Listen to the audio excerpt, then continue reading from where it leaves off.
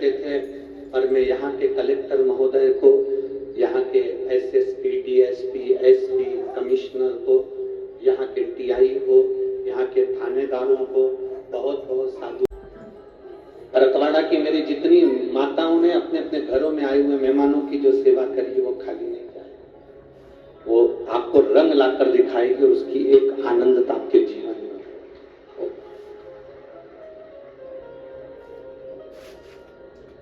चरण केवल मंदिर तक ले जाएंगे, चरण केवल कथा तक ले जाएंगे, चरण केवल बद्रीनाथ तक, केदारनाथ तक, महाकाल तक, ओंकारेश्वर तक, सोमनाथ तक, भीमाशंकर तक, त्र्यंबकेश्वर तक, मल्लिकार्जुन तक, श्रीशैलम तक लेकर चले जाएंगे, काशी तक ले जाएंगे ये चरण। और केवल हमको मंदिर तक नहीं जाना है, केवल हमें कथा तक नहीं जाना है। कथा सुनने के बाद, मंदिर जाने के बाद हम कथा को अपने भीतर उतारें। अगर आपकी बात हो तो बेटे राजा जी जैसा, तो हमने बनी में इनसे, इन्हीं के घर में ठहरे हुए थे, तो हमने इनसे कहा, इनकी धर्मपत्नी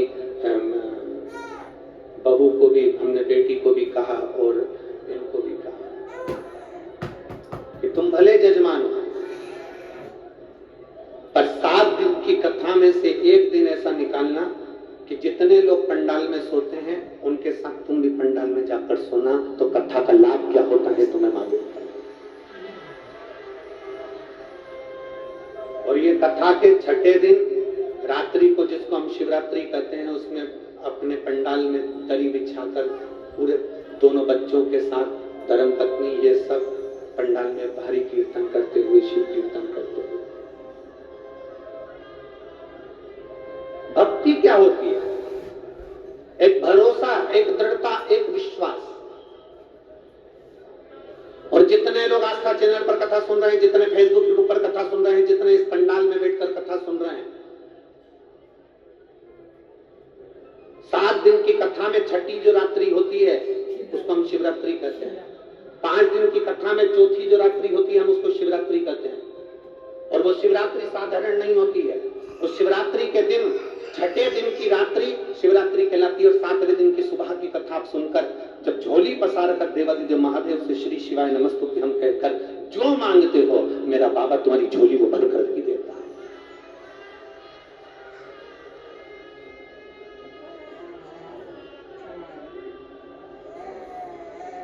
एक विश्वास के साथ शिव की भजन करो।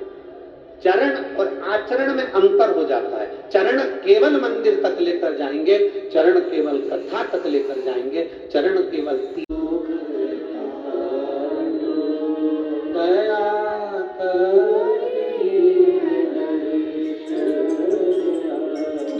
मिली है हरि का नाम, शिव नाम लेने के लिए। तेरा मेरी नैया का तू किनारा, मेरी नैया का तू किनारा, मेरे बाबा तुझे पुकारा है, मेरी नैया का तू किनारा,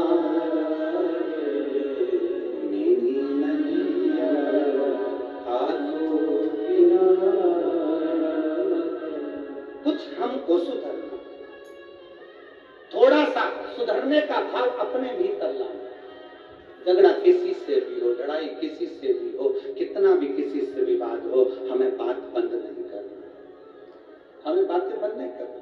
अंधकासुर ने गलती कर दी, अंधकासुर ने बहुत उपद्रव मचाया। आखिरी में अंधकासुर जो उपद्रव मचाया, तब देवादिदेव महादेव की धर्म पत्नी माता पार्वती जी बैठी थी, और पार्वती जी को अंधकासुर ने गलत दृष्टि से देख लिया।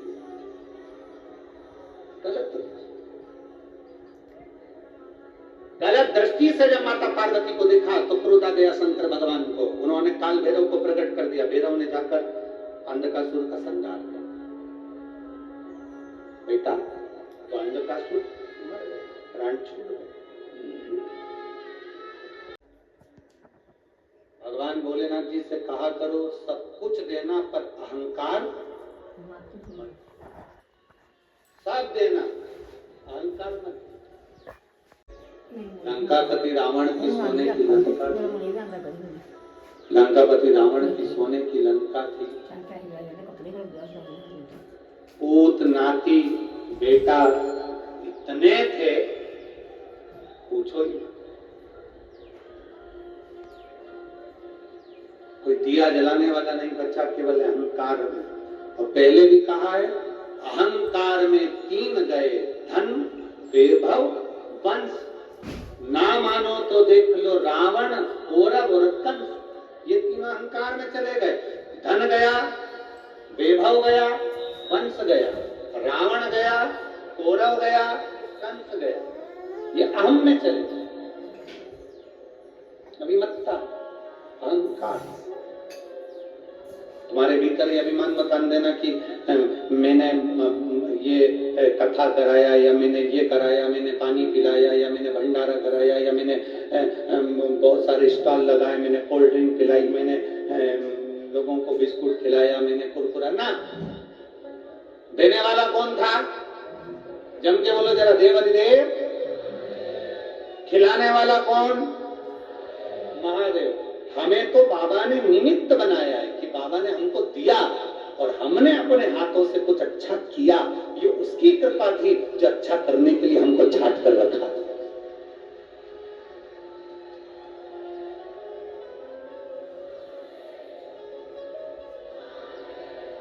अच्छा करने के लिए छाट कर रखा था उसने हमको।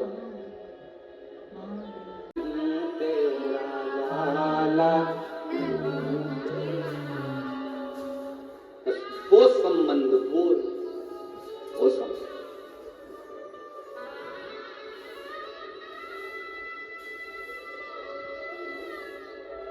पैसा देखकर, धन देखकर दुनिया के सब लोग आपके पास आ जाएंगे।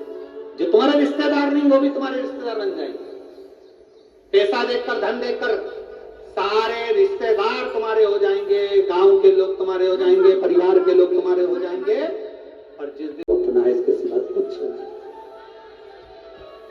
बोल बम का नारा है, बाबा एक सहारा है, सारी समस्या का हल एक लोटा जल।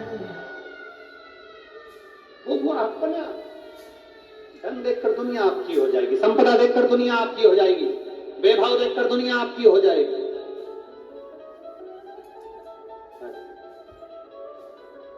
दुख की घड़ी में तो केवल एक ही साथ देता है, एक, केवल देवदेव महादेव, उसके सिवा कोई, शिव के सिवा कोई। इसीलिए कल भी कहा था, शिव के सिवा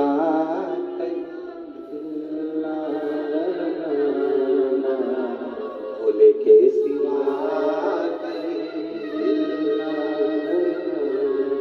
वरना पड़ेगा तुझे,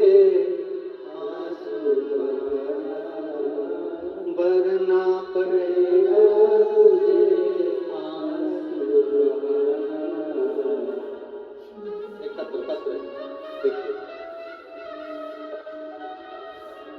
मैं अर्चना मधुकर थोरात, मेरी उम्र 51 साल है। मैं तहसील आकोट, जिला अकोला की रहने वाली हूँ। मधुकर थोरात, मेरी उम्र 51 साल है। मैं तहसील आकोट, जिला अकोला की रहने वाली हूँ। यह मेरा मोबाइल नंबर है। मेरा बेटा विष्णु मधुकर थोरात, उसकी उम्र 30 साल है। वह जन्म से मतिमंद है, उसे बोलने में नहीं आता, बोल नहीं पाता, दिक्कत आती है, जिद्दी है, और शरीर की हड्डियां बहुत बड़ी हैं, उसे शुगर भी है और उसको फिट की बीमारी भी है। उसे शेगांव के स्कूल में भी हमने डाला था और उसका इलाज पुणे में सह्याद्री हॉस्पिटल में चल रहा था। हम बहुत परेशान रहते थे गुरुदेव, सब कुछ सुख है परंतु ये बेटे को देखकर बड़े दुखी होते हैं। हमारे लड़के को हम देखते तो हम सोचते कि क्या है, भगवान ने क्या दिया। दूसरे के बच्चों को देखते तो देख सोचते कि अपना बेटा भी अब दुकान जाए, व्यापार करे, अच्छा काम करे, परंतु वो ऐसी वृद्धि वाला। तब हमें आपके बारे में पता चला जब हमारे काका ससुर ने आपकी शिव महापुराण की कथा के बारे में बताया। जब से हम कथा नहीं सुनते थे और हमने कथा सुनना प्रारंभ करी, मैं 2 से 3 बार पशुपति व्रत कर चुकी हूं। हर महीने भगवान